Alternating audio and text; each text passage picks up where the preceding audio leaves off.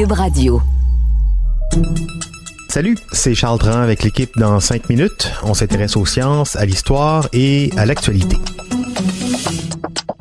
Aujourd'hui, on parle d'une maladie rare, mais qui touche néanmoins particulièrement les Québécois. Il s'agit de l'ataxie, qui affecte les facultés motrices de ceux qui en sont atteints. Vous connaissez peut-être l'ataxie de Friedreich, qui touche les plus jeunes et les enfants. Eh bien, il y a différentes formes d'ataxie, dont celle qui survient plus tard dans la vie, et c'est cette forme d'ataxie dite tardive qui nous intéresse aujourd'hui. Une équipe internationale menée par des chercheurs d'ici vient d'en découvrir la cause. En plus, la recherche est si importante et novatrice qu'elle a fait l'objet d'une publication en décembre dernier dans le New England Journal of Medicine. Voici Véronique Morin. L'ataxie est un spectre de troubles neuromusculaires d'origine génétique. L'ataxie Friedreich est une forme juvénile et les causes sont connues génétiquement depuis les années 90. Mais on s'est rendu compte que certaines personnes au Québec développaient les mêmes symptômes plus tard dans la vie. Ça commence par des déséquilibres et des problèmes grandissants à marcher et ça peut même causer des troubles oculaires de la vision. Un premier épisode pourrait survenir de façon intermittente vers l'âge de 30 ans, parfois 40 ou 50 ans, puis 15 ans plus tard, la maladie s'est complètement installée en provoquant des troubles de coordination sévères, chroniques et irréversibles. Le docteur Bernard Bray, neurogénéticien à l'Université McGill et à l'Hôpital général de Montréal, s'est intéressé à la question. On s'est rendu compte qu'au Québec, beaucoup avaient des ressemblances cliniques, avaient plutôt des symptômes qui débutaient dans la quarantaine, cinquantaine, soixantaine, des fois plus tardivement que ça, évoluaient très lentement et de façon fascinante, ils avaient aussi des débuts on appelle ça épisodiques. Ça veut dire que tout à coup, il y a une journée, ils ont la difficulté à marcher, ils parlent comme quelqu'un qui ont bu, ça dure quelques minutes, quelques heures, ils ont des vertiges, ça disparaît et ils redeviennent normaux. Il se spécialise dans les répercussions de l'effet fondateur au Québec. L'effet fondateur premier, c'est le fait qu'on a le Québec et les Canadiens français descendent de très peu de colons. Et les différentes formes de l'ataxie, dont l'ataxie Friedreich et sa forme tardive, feraient partie des répercussions de l'effet fondateur sur la santé des Québécois. C'est juste un petit nombre d'individus qui ont amené des gènes. Et dans ces gènes-là, il y avait certaines erreurs. Et ils sont venus ici, ont une immense descendance. Puis là, on voit tous leurs descendants plus tard qui ont la même erreur. Le docteur Bray essaie donc depuis des années de comprendre pourquoi certaines personnes développent l'ataxie plus tard dans leur vie, un mystère que la génétique québécoise lui a permis de résoudre.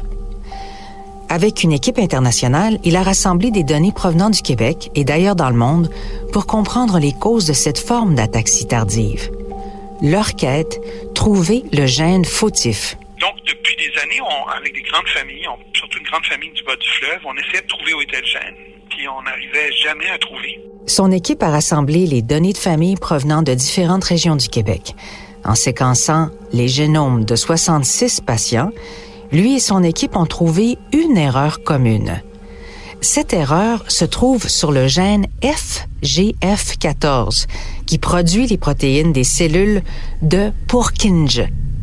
Alors, ces cellules se connectent aux neurones de la moelle épinière, du bulbe et du cortex cérébral.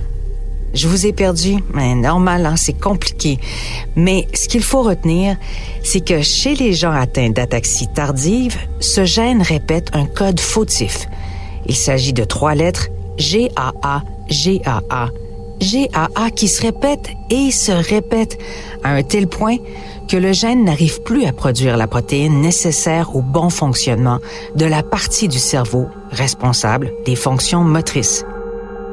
Les chercheurs ont découvert que s'il se répète ce mot plus de 300 fois, la personne va développer la forme tardive de l'ataxie, bref, des problèmes neuromusculo-moteurs qui pourraient être évités si on pouvait diagnostiquer la maladie avant qu'elle ne se développe.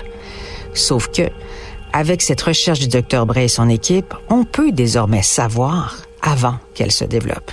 On a surtout montré que oui, au Québec, c'est aussi fou que ça puisse paraître, c'est pour ça que c'est vraiment un effet fondateur, on a 60% de nos familles ont cette erreur-là. Et quand on va ailleurs dans le monde, en Allemagne, en Australie, en Inde du Sud, c'est 10 à 18% des gens ont cette erreur-là avec les mêmes présentations cliniques. Donc, on voit que c'est une cause très commune. C'est vraiment une cause qui va expliquer des milliers et des milliers de cas sur la planète.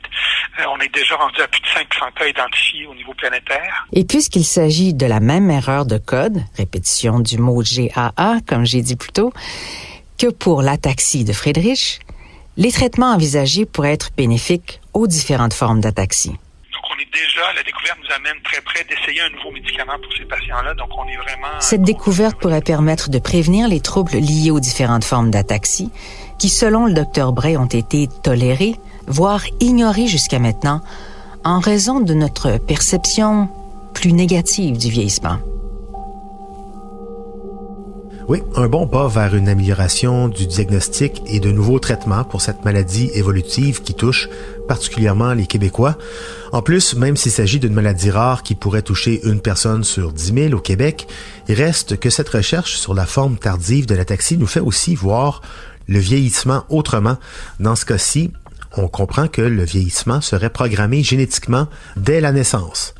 Bravo au Dr Bray et son équipe. Merci Véronique Morin. C'était en 5 minutes.